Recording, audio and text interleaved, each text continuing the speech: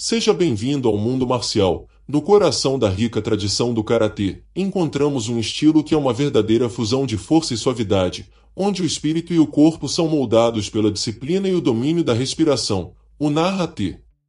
Originado na ilha de Okinawa e desenvolvido por um dos mais reverenciados mestres, Igawana Kanryu, o Narra-T carrega em suas técnicas a sabedoria milenar das artes marciais chinesas, misturando movimentos explosivos e fluidos, com uma base inabalável. Hoje, vamos mergulhar fundo na origem, filosofia e características únicas desse estilo, que não apenas moldou o karatê moderno, mas também estabeleceu um legado de equilíbrio entre poder e controle. Mas antes de continuarmos, não se esqueça de inscrever-se no canal e deixar o like e conferir a playlist com temas semelhantes com vídeos como este. Contexto histórico. Igawana Kanryu, ou Higashona Kanryu, como às vezes é escrito, e o estilo Narra-T tem uma história rica e profunda, enraizada tanto nas tradições de Okinawa quanto nas influências das artes marciais chinesas. Okinawa, durante o século XIX, era um ponto de interseção cultural entre a China, o Japão e o Sudeste Asiático. Essa mistura de culturas influenciou fortemente o desenvolvimento de suas artes marciais. Okinawa fazia parte do reino Ryukyu, um pequeno reino que mantinha laços tributários com a China desde o século XIV. Além disso, a classe samurai do Japão também exerceu influência significativa na região após a anexação do reino Ryukyu pelo Japão em 1879.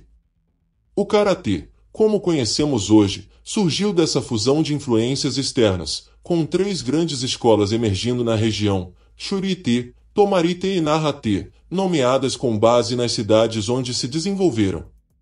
Igawana Kanryu é o pai do Narra-te, que recebeu fortes influências da China, principalmente da cidade de Fuzhou, na província de Fujian. Infância e juventude de Igawana Kanryu. Igawana Kanryu nasceu em 1853 na cidade de Narra, em Okinawa, em uma família humilde de pescadores.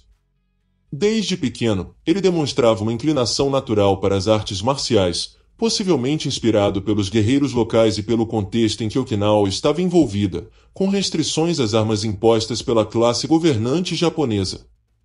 Quando ainda era adolescente, Igawana começou a treinar com mestres locais de Okinawa, aprendendo os primeiros rudimentos das artes marciais que mais tarde evoluiriam para o karatê.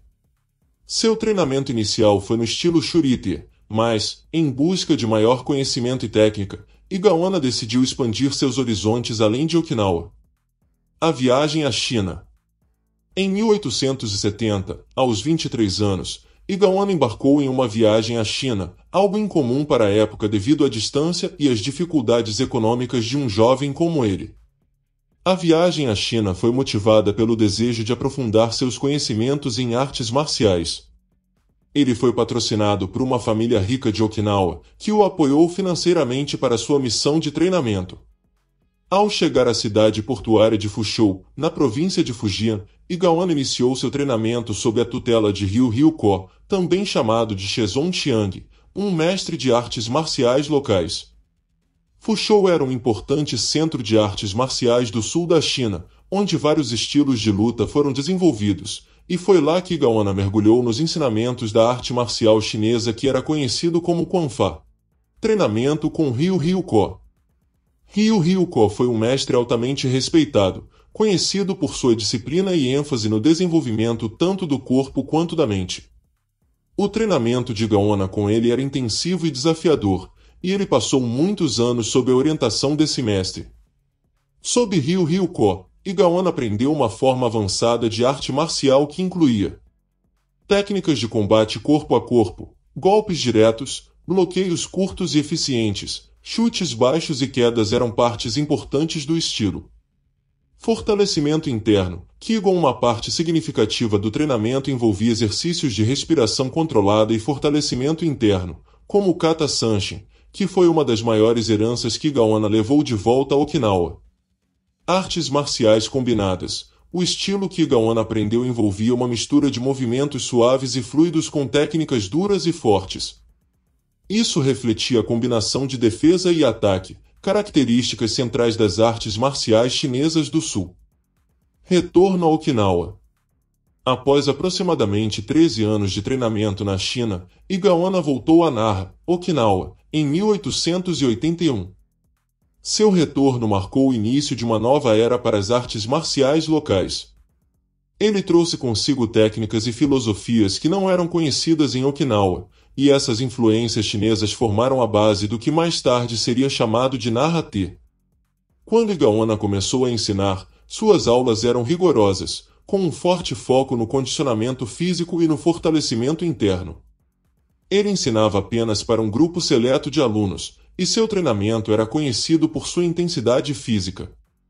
Igaona exigia a disciplina rígida de seus alunos e os submetia a exercícios de condicionamento severos, como levantar pesos de pedra, realizar flexões sobre os punhos e endurecer as pernas e os braços através de batidas repetitivas contra objetos duros. Desenvolvimento do estilo Nara-te. O estilo que Igaona ensinou ficou conhecido como Nara-te, mão de Nara. Ele se diferenciava de outros estilos como o Shurite e o Tomarite devido à sua ênfase na respiração e no fortalecimento interno. Algumas características centrais do Nara-te incluem: foco no condicionamento interno e externo. O Nara-te é amplamente conhecido por seu rigoroso condicionamento físico, que visa fortalecer tanto o corpo quanto a mente. O treinamento interno e externo é fundamental para a eficácia das técnicas de combate. Isso inclui treinamento de respiração controlada, em que a respiração é cuidadosamente sincronizada com os movimentos para aumentar a força e o foco. O Kata Sanshin é um exemplo disso, onde o praticante respira profundamente e controla cada movimento para maximizar a potência física e a resistência mental. Fortalecimento do corpo. O treinamento inclui exercícios de endurecimento físico, como golpear e resistir a impactos em áreas específicas do corpo, antebraços, pernas, abdômen. O objetivo é tornar o corpo resistente a golpes e desenvolver uma base sólida para a execução das técnicas. Kata Sanshin. O Kata Sanshin é o pilar do Nara-te e reflete a filosofia do estilo, combinando força física e controle interno. Esse kata envolve posturas firmes, movimentos lentos e respiração profunda, e serve para fortalecer os músculos, desenvolver uma base sólida e ensinar o praticante a gerar poder interno através da respiração. Uma postura sólida com os pés voltados para dentro, projetada para manter o equilíbrio e a estabilidade. Tensão isométrica. Durante o kata, os músculos permanecem tensionados para construir força e resistência, enquanto o praticante executa bloqueios e golpes de maneira deliberada e controlada. Movimentos circulares e de defesa curta. As técnicas do Nara-te enfatizam movimentos circulares e curtos para defender e contra-atacar com eficiência em distâncias curtas. Isso reflete a influência das artes marciais do sul da China, que frequentemente utilizam técnicas que envolvem bloqueios e ataques simultâneos, com foco em neutralizar o oponente rapidamente. Bloqueios curtos e firmes. Os bloqueios no Nara-te são executados próximos ao corpo, usando antebraços, mãos abertas ou fechadas para desviar golpes com eficiência, ao invés de apenas bloqueá-los de forma ampla. Combate de curta distância. O Nara-te é especializado no combate a curta distância, com um foco em defesa imediata e contra-ataques rápidos. O praticante de Nara-te aprende a lutar em distâncias próximas, usando uma combinação de golpes de mão, cotovelos e joelhos, juntamente com técnicas de projeção e imobilização. Golpes diretos e potentes. Os golpes no Nara-te são executados com força controlada e precisão. O uso do quadril e da respiração sincronizada aumenta o impacto de cada ataque. Utilização de mãos abertas. Além dos socos, o Nara-te inclui o uso de golpes com a palma da mão, empurrões, bloqueios e agarrões. Técnicas de fortalecimento corporal. Uma parte central do treinamento no Nara-te envolve o desenvolvimento de resistência física e força. Isso inclui exercícios rigorosos, como Makiwara. Praticantes de Nara-te utilizam o Makiwara para fortalecer os punhos e preparar o corpo para suportar e aplicar golpes com máxima eficácia.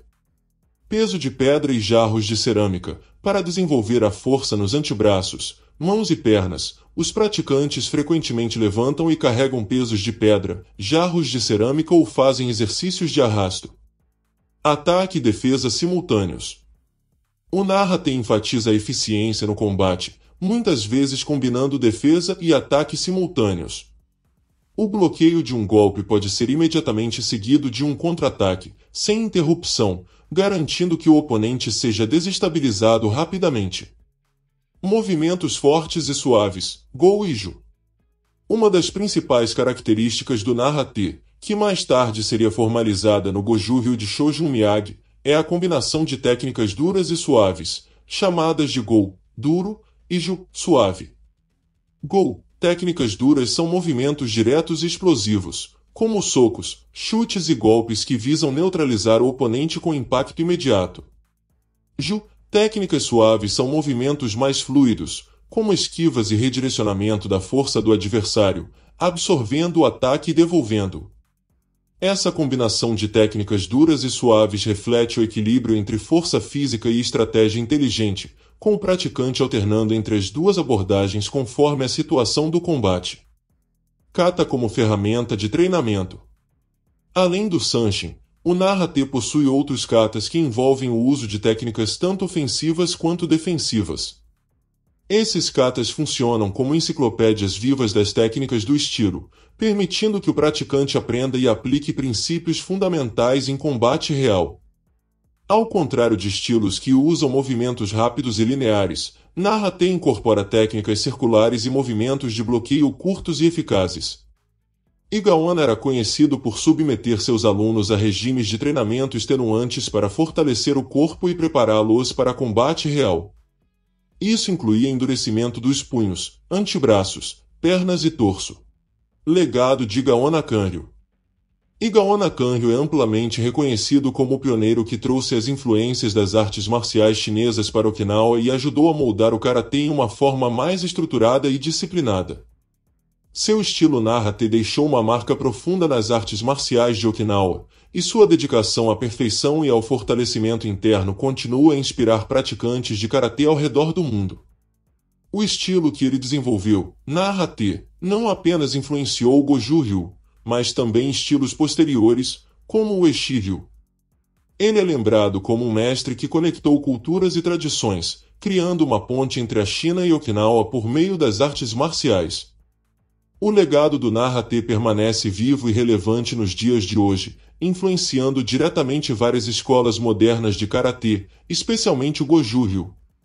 Embora o Narra-Te como estilo puro tenha evoluído e se fundido a outras práticas, seus princípios essenciais de fortalecimento interno, controle da respiração e foco em movimentos fortes e fluidos são ainda centrais para a prática contemporânea de artes marciais. Preservação e influência no karatê moderno. O Goju-Ryu, fundado por Shojun Miyagi, aluno direto de Igaon Nakanryu, é a maior manifestação do Narra-Te atualmente. Goju-Ryu mantém as características de movimentos duros, Go, e suaves, Ju, integrando katas como o Sanshin, que reflete o rigoroso treinamento de respiração e fortalecimento corporal, essencial no Narra-Te. Além do Goju-Ryu, outros estilos como o Shito-Ryu também carregam influências desse legado. Academias e treinamento. Em várias partes do mundo, academias e dojos continuam ensinando e preservando os princípios do Narra-Te. Embora muitas técnicas tenham sido adaptadas e modernizadas, o espírito do treinamento tradicional, com foco em resistência física, respiração controlada e técnicas de defesa e contra-ataque, é mantido vivo. O trabalho com katas, o endurecimento corporal e a filosofia marcial continuam a formar a base do treinamento para muitos praticantes. Adaptação para o mundo moderno. Com a crescente popularidade de modalidades de combate modernas, o Narra-Te, através do Goju-Ryu, se adapta ao contexto contemporâneo. A ênfase na eficiência, defesa pessoal e aplicação prática em cenários reais de combate tornou o estilo relevante para praticantes que buscam mais do que apenas o aspecto tradicional. Além disso, a prática de katas e o desenvolvimento de força interior ainda são vistas como ferramentas eficazes para o crescimento pessoal, físico e mental. Portanto, mesmo com as mudanças ao longo dos séculos, o Narra-Te continua sendo uma parte integral da história e da prática do karatê no mundo moderno. Seu legado, moldado pela filosofia de equilíbrio entre dureza e suavidade, mantém-se como uma base sólida para o desenvolvimento de futuros praticantes. Esse estilo poderoso e equilibrado não é só um marco na história do karatê, mas também uma verdadeira aula de como a mente e o corpo podem trabalhar em perfeita harmonia. Se você se interessa por mais conteúdos como esse, já deixa seu like e se inscreve no canal para não perder nenhuma novidade do mundo marcial. E lembra de ativar o sininho para ficar por dentro de tudo. Até a próxima, e continue sua jornada marcial com força e sabedoria.